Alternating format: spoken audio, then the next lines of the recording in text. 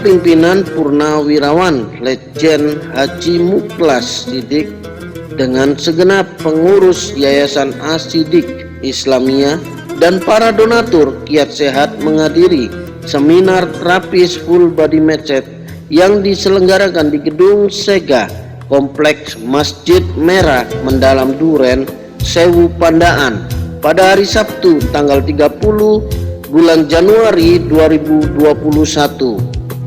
Dalam sapaan pemandu acara mengedepankan agar setiap insani boleh hidup sehat supringa, tentunya dengan mengikuti seminar dan pelatihan terapis ini. Bapak Haji Muklas Sidik menegaskan bahwa pola hidup sehat jasmania kita harus dijaga dan juga harus didukung akhlak atau sifat seseorang religius, kata lain nilai-nilai keislamiahnya yang baik. Ujarnya, dalam menjalani kehidupan dari kecil, kedua orang tua beliau menanamkan hal tersebut kepadanya. Kita sudah diberi pikiran oleh Nabi Muhammad Sallallahu Alaihi Wasallam ketika kita menjalani hidup ini. Sedemikian juga kita harus bijaksana di dalam menjalaninya. Berbagai hal yang dibahas tata cara menjaga kesehatan sesuai tuntunan Nabi Muhammad Sallallahu Alaihi Wasallam sebenarnya juga telah dijelaskan pada berbagai ayat di Al-Quran dan juga hadits. Memang Islam selalu mengajarkan dan akan membawa para pengikutnya kepada jalan yang lebih benar dan baik. Bahkan masalah gaya hidup dalam Islam juga sudah dari cara makan, cara tidur, dan berbagai hal lainnya diajarkan. Tentu semua semata-mata demi terjaganya kesehatan dan terhindar dari malapetaka, termasuk sakit penyakit, ucap Bapak Haji Muklas Sidik. Di dalam seminar terapis ini, Bapak Ustadz Dr. Andes Hendi Nur Hendi juga merupakan konsultan kesehatan Islamiyah, menuturkan menurut pengalaman, pengetahuan, dan penelitiannya ketika manusia mengalami sakit penyakit di salah satu organ tubuhnya, perlu diketahui di dalam pemaparannya dalam seminar terapis ini bahwa sesungguhnya orang yang menerapis harus seluruh organ tubuhnya dari kaki sampai di kepala.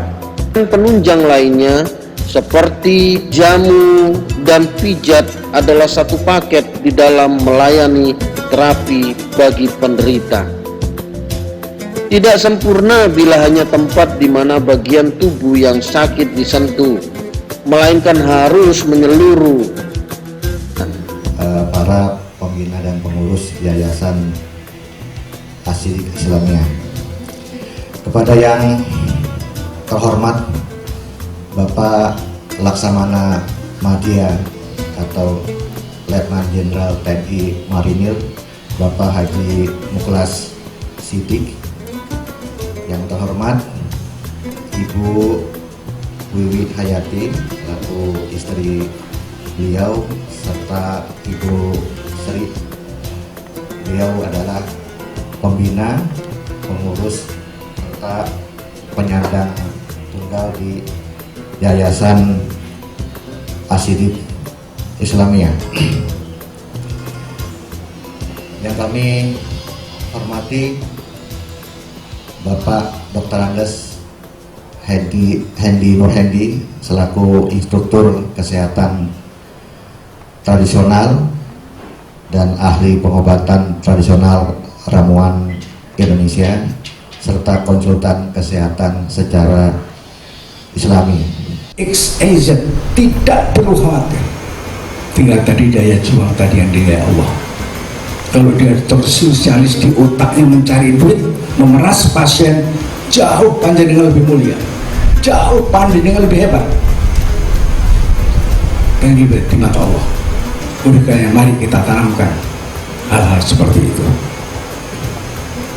panjenengan kalau mau bergabung dengan kami tadi bahwa monggo silakan, Pak ini harus kita terima kalau barangkali mereka mau bergabung. Tapi kalau hanya menyumbangkan ilmu, hanya sharing pada pengetahuan-pengetahuan yang sifatnya meningkatkan kemampuan panjenengan kita semuanya sebagai terapis, maka ini menjadi harapan dari salah pembina.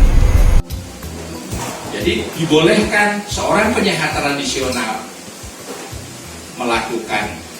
memberikan ramuan yang berbahan alam, dan juga dibolehkan memberikan tindakan yang mendukung agar jamuan yang diberikan itu sampai kepada seluruh organ. Jadi kami ke depan menginginkan penyehat tradisional itu memiliki kekhasan. Yang pertama adalah suhu, kalau kata orang Jawa. Yang kedua adalah jamu, dan yang ketiga adalah pijat. Nah, kemudian kami juga menghendaki pijat yang digunakan oleh penyehat tradisional hendaklah pijat yang lengkap, yang komplit. Jadi kalau kita ingin memberikan pijat, berikanlah sentuhan mulai dari ujung kaki sampai kepala. Karena kami pernah belajar 12 kali refleksi hanya disentuh kakinya saja. Kami pernah mengikuti pelatihan totok punggung, hanya punggungnya saja. Kami pernah mengikuti pelatihan pijat getar perut, hanya perutnya saja. Kami pernah mengikuti pelatihan totok wajah, hanya kepalanya saja. Maka saya punya inisiatif, mudah-mudahan inisiatif ini tidak salah. Kalau salah, minta istighfar kepada Allah, bahwa pijat itu bagusnya, bukan salah ya, bagusnya dari mulai kaki sampai kepala seluruhnya disentuh. Karena pada hakikatnya antara organ yang satu dengan organ yang lain mutalik, dia saling berkaitan. Bila semuanya mendapatkan sentuhan dan mendapatkan perbaikan, maka insya Allah penyembuhan yang dicari oleh mereka yang sakit itu akan didapat. Ini saja harapan kami ke depan. Maka pada hari ini pelatihan yang akan kita lakukan adalah full body massage. Jadi massage jami atau jismi. Jadi pijat untuk seluruh tubuh. Tapi bukan berarti ini sempurna. Ya, nanti silahkan Bapak Ibu sekalian bisa menambahkan sehingga lahirlah para pemijat yang profesional lebih baik dari kami. Jadi kami hanya mengawali. Demikian, adanallahu wa iyyakum ajmain walhamdulillahirabbil alamin. Jamu dan pijat adalah satu paket di dalam melayani terapi bagi penderita. Inilah berbagai ramuan jamu, insya Allah penderita dapat disembuhkan. Assalamualaikum warahmatullahi wabarakatuh. Kami komunitas penyehatan sistem Islam menginginkan agar para terapis di Indonesia, khususnya di Jawa Timur ini, memiliki pengetahuan dan keterampilan yang cukup, sehingga klien-klien yang datang kepadanya itu menemukan jalan untuk menyembuhkan dirinya. Itu harapan kami ke depan. Dan begitu juga secara umum kami ingin masyarakat itu ketika sakit itu mampu mengatasi problem kesehatannya secara mandiri di dalam lingkungan keluarga. Jadi kalau nyata nanti keluarganya itu sudah tidak mampu mengatasi, barulah minta bantuan pada pihak luar, ke rumah sakit atau umpamanya kepada para terapis. Dan karena para terapis ini punya pengetahuan yang cukup, maka ketika mereka diterapi, mereka bukan sekedar diterapi, tetapi juga mereka mendapatkan edukasi yang cukup. Sehingga berikutnya mereka tidak lagi sakit, tidak sakit lagi. Itu harapan kami ke depan. Terima kasih Pak Ustadz. Dari kegiatan ini mungkin kita mengetahui bahwa awalnya terapi yang dikemukakan bagi anggota yang hadir.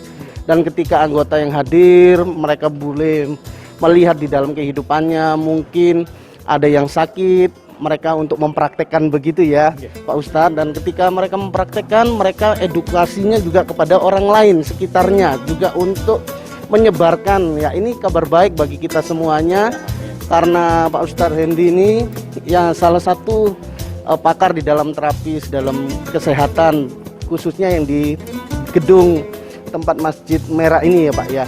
Nah, apa impian Bapak di dalam terapis di Pandaan ini, mungkin ada di kota-kota lain atau bagaimana Pak?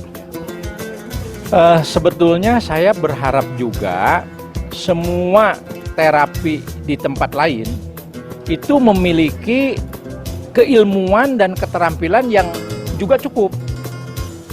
Artinya, dengan keilmuan dan keterampilan yang cukup, sehingga problem-problem kesehatan di tiap-tiap daerah itu bisa diatasi oleh para terapis di daerahnya masing-masing. Nah, cuma harapan saya, seperti yang tadi saya sampaikan kepada Pak Muklas, tolonglah para terapis ini dibantu untuk membangun kekhasannya atau spesifikasinya. Yang saya maksud, ciri khas penyehat tradisional itu harus ada doanya, karena sang penyembuh itu adalah Allah. Harus ada herbalnya, karena hakikat saja nggak cukup, butuh sarana, butuh penyembuh, dan sarananya pun kalau bisa gunakan yang alami, merupakan potensi dari alam Indonesia sendiri. Hindarilah kita mengimpor dari luar, karena kami yakin bahwa ternyata herbal-herbal yang ada di Indonesia itu bisa diandalkan.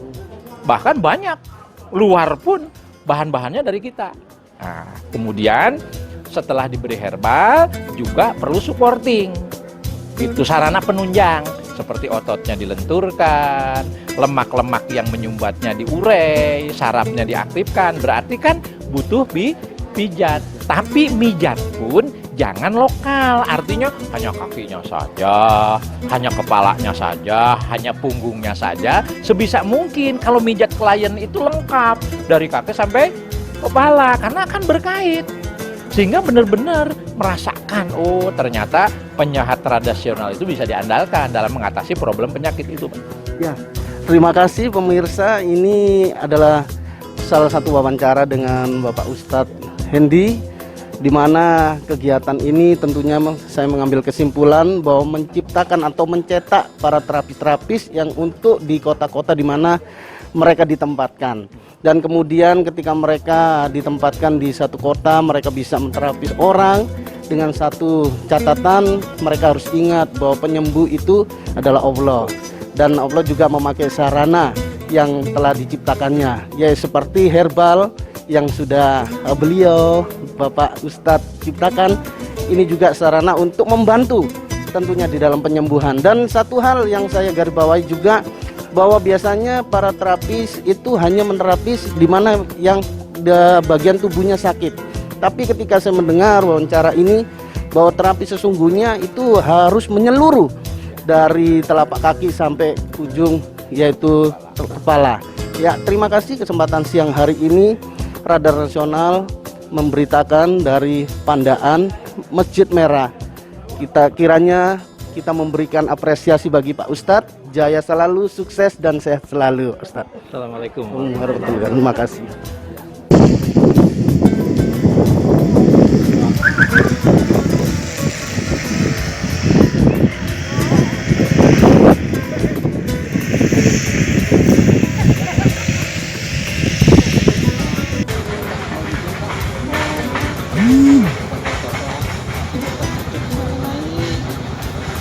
Penanganan undang-undang lanjut usia. Jadi undang-undang ini akan diusahakan dari komisi kami, komisi 8 untuk bisa diperbarui, untuk direvisi bahasa. Saya nantinya akan dipilih sebagai ketua panja lanjut usia. Beberapa hal yang ingin saya masukkan sebagai ide saya adalah yang pertama, cara memandang lanjut usia. Ada kelompok kami yang termasuk bahwa karena kami orang dari desa sangat memahami bahwa di kampung-kampung, di desa-desa, di RT itu banyak orang-orang yang merawat orang tua yang sudah lanjut usia. Itu nggak bisa ditolak, nggak bisa dihindari. Secara fakta selalu ada. Di sisi lain ada fakta yang orang juga tidak suka meramut lanjut usia. Dengan cara apa? Ditaruh di panti-panti beredar. atau panti-panti untuk mengasuh para orang tua seperti di panti asuhan. panti asuhan. Nah, pemikiran saya dua-dua ini harus terwadai, harus diakomodir oleh pemerintah. Bagaimana caranya mengakomodir? Yang pertama harus didata. Di RT RW itu harus punya data, di RT ini ada berapa orang yang ngeramut lanjut usia. Kenapa ini? Karena bagi kami orang Muslim merasa menghormati orang tua. Kalau tidak mengusir-ngusir, justru kita meramut, justru kita tuangkan kasih sayang kita pada orang tua. Tapi ada kelompok lain juga yang kita harus kita hargai, monggo. Makanya pemerintah harus juga dua-duanya diwadahi. Yang tiap rumah tangga punya alat bisa diwadahi dengan cara dibantu. Yang kedua, di panti-panti asuhan juga dibantu. Pertama. Yang kedua, sampai sekarang belum ketemu angka lanjut usia yang ideal untuk Indonesia ini berapa sih? Saya punya ide, segera ide lagi nanti akan saya lempar di forum. Saya kelompokkan paling tidak ada 3 klaster. Klaster pertama, orang yang umur 50 sampai 60. Faktanya di kampung-kampung, orang ngomong sakit rumah sudah nyambut gaya, Pak. Sudah diramutan. Tapi juga ada orang yang masih bisa bekerja. Maka klaster kedua, 60 sampai 70. Para rektor itu banyak orang tua sepupu, orang ilmuwan itu masih. Nah, yang ketiga adalah 70 ke atas. Itu pun tadi pendekatannya pertama produktivitas orang tersebut. Okay? Yang kedua tingkat kesehatan orang tersebut. Itu harus menjadi acuan untuk menilai bahwa orang 50 sudah boleh masuk, 60-70 juga bisa masuk, 70 ke atas. Itu jadi 2 hal yang menjadi cara pandang saya yang lagi juga. Terima kasih. Baik, cukupnya. Baik, terima kasih. Terima kasih. Tapi semua masih digodok, Pak, ya. Ini belum final, masih digodok. Baik, terima kasih. Harapan kedepannya selesai seminar ini, para anggota terapis full body massage ini dapat berfungsi untuk menjadi satu bagian penolong bagi masyarakat yang ada di mana tempat di mana mereka berada untuk menjalankan pola hidup sehat supring